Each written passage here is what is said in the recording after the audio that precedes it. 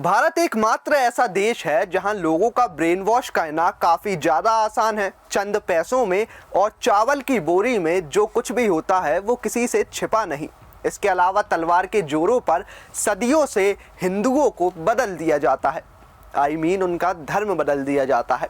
हालांकि आज के समय में चीजें बदली हैं, लेकिन इतनी भी ज्यादा नहीं बदली, बल्कि यूं कहें कि तरीके बदले हैं। अब जोर जबरदस्ती नहीं, बल्कि प्यार से धर्म बदलवा दिया जाता है।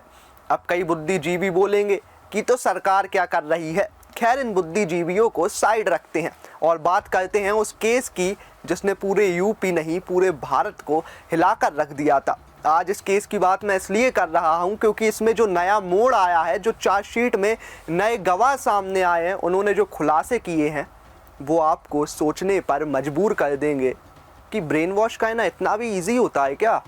नमस्कार, मैं हूं सयल रघुवंशी और आप देख रहे हैं खबर प्रदान।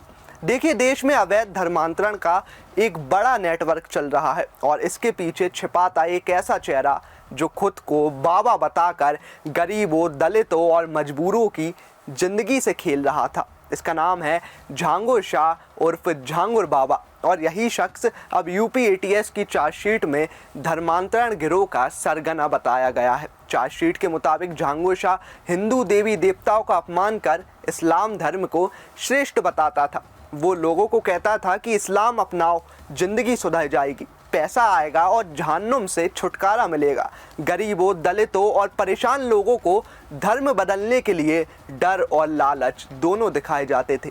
झांगुर के गिरोह में नीतू और नवीन रोहरा जैसे लोग भी शामिल थे, जिन्हें वो रोल मॉडल बताता था। यूपी एटीएस की चार्जशीट में दर्ज 33 गवाहों के बयान बताते हैं कि इस गिरोह की सोच बेहद कट्टरपंथी और क्रूर थी। गवाहों में 18 पुलिस अधिकारी और कर्मी भी शामिल हैं। लेकिन सबसे दर्दनाक है उन 3 पीड़ित महिलाओं के बयान, जिन्होंने बताया कि उनके साथ रेप, छेड़छाड़ और जातीय अपमान किया गया।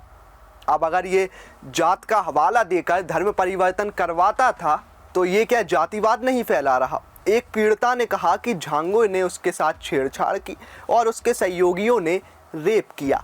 दूसरे ने बताया कि धर्म बदलने से इनकार करने पर उसे जाति सूचक गालियां दी गई। चार्जशीट में 6 आरोपियों के नाम सामने आए हैं। झांगुर उर्फ जलालुद्दीन, ये है गिरोह का मास्टरमाइंड। हिंदू धर्म को नीचा दिखाकर इस्लाम की झूठी व्याख्या करता था ये। एक पीड़िता से छेड़छाड़ का आरोप भी इस पर है। नीतू रोहरा उर्फ नसरीन दुबई से लौटकर भारत में इस्लाम का प्रचार करती थी। बलात्कार और जातीय अपमान में भी संलिप्त थी। नवीन रोहरा उर्फ जमालुद्दीन दुबई से फंडिंग लाने वाला और गिरोह का दूसरा मास्टरमाइंड। सबसे बड़ा नाम है राशिद शाह, जो धर्मांतरण करवाने में सक्रिय भूमिका निभाता था। मोहम्मद सबरोज गरीबों को बहकाने का काम करता था। राजेश कुमार उपाध्याय बलरामपुर कोर्ट का बाबू, जिसने अपने सरकारी पद का दुरुपयोग कर गिरोह की मदद की। चार्जशीट में ये भी दर्ज है कि झांगुर शाह के पास से सिजरा-ए-तैयबा नाम की किताबें और धार्मिक प्रचार सामग्री मिली। इनमें हिंदू धर्म के खिलाफ भड़काऊ बातें और इस्लाम को सर्वश्रेष्ठ बताने वाले नारे लिखे थे। जांच में सामने आया कि गिरोह का मकसद सिर्फ धर्मांतरण नहीं था, बल्कि भारत की जनसंख्या का संतुलन बदलकर इस्लामिक राष्ट्र बनाना और शरीयत आधारित कानून लागू करना था। और अब आती है इस कहानी की सबसे चौंकाने वाली कड़ी।